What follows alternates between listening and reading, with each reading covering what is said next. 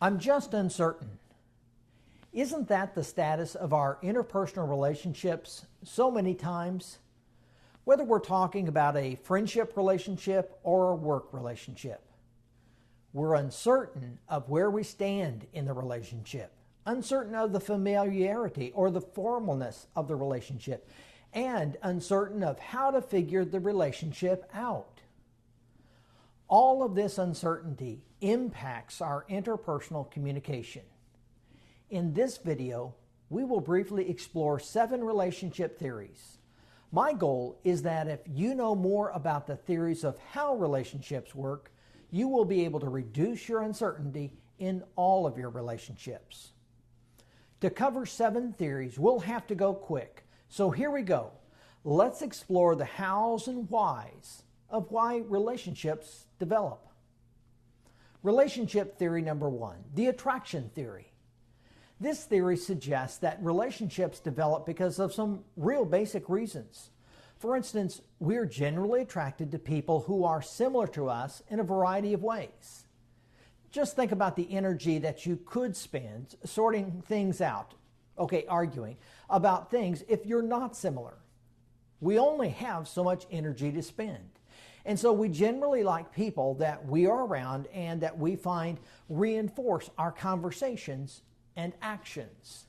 We develop and grow relationships because we're attracted to the person and you're fairly certain they are attracted to you. Relationship theory number 2, the relationship rules theory. Do you ever notice that your relationships, romantic, friendship, or work, operate on rules? Now, in a technical sense, we might call them rules or norms. But in our everyday language, we would say that we like predictability. We get into relationships and stay in relationships where we understand what's expected of us and we can pretty well know what to expect from the other person.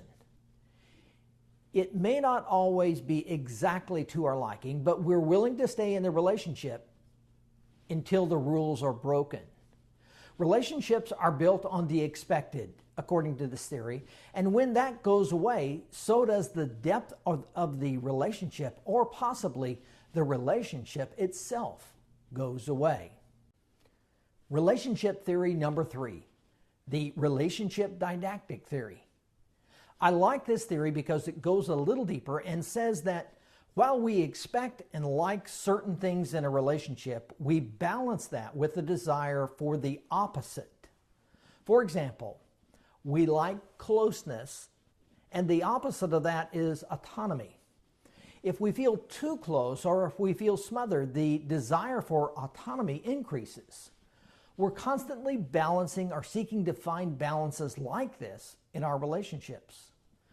We want to be with someone, but we also balance this with our desire to be someone.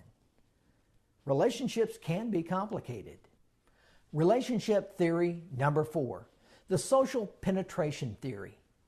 This theory describes the relationship that you might be in terms of how deep and how broad the relationship is.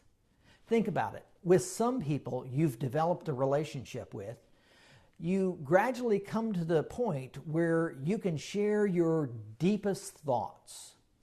Other people, we know that we don't share deep thoughts, but we might be able to talk with them about a wide range of topics. The opposite is also true in each of these examples. Therefore, relationships can be described by how far they penetrate and how far they don't penetrate. Relationship theory number 5, the social exchange theory. This theory says that relationships can be viewed from the perspective of what you're getting out of the relationship. Has this ever happened? You have done things together with someone, talked about things, and really opened up to each other. And then you notice something has changed. The other person is really no longer sharing.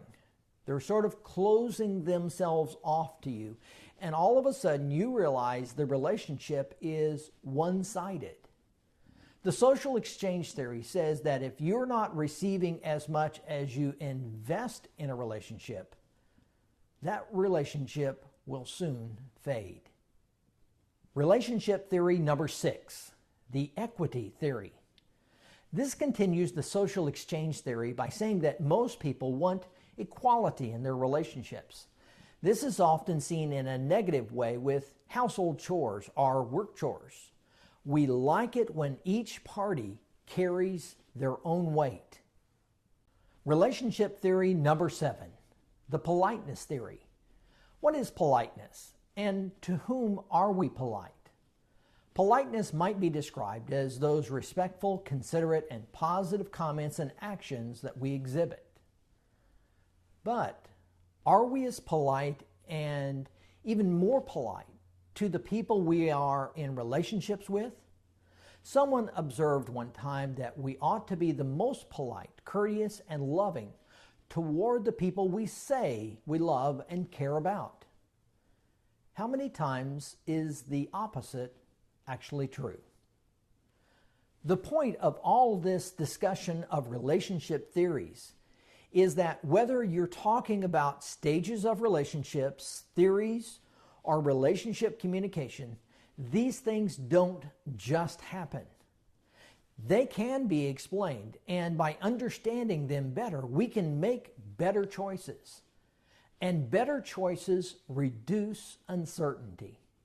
Whether we're talking about your work relationships or relationships with your friends. See you in the next video.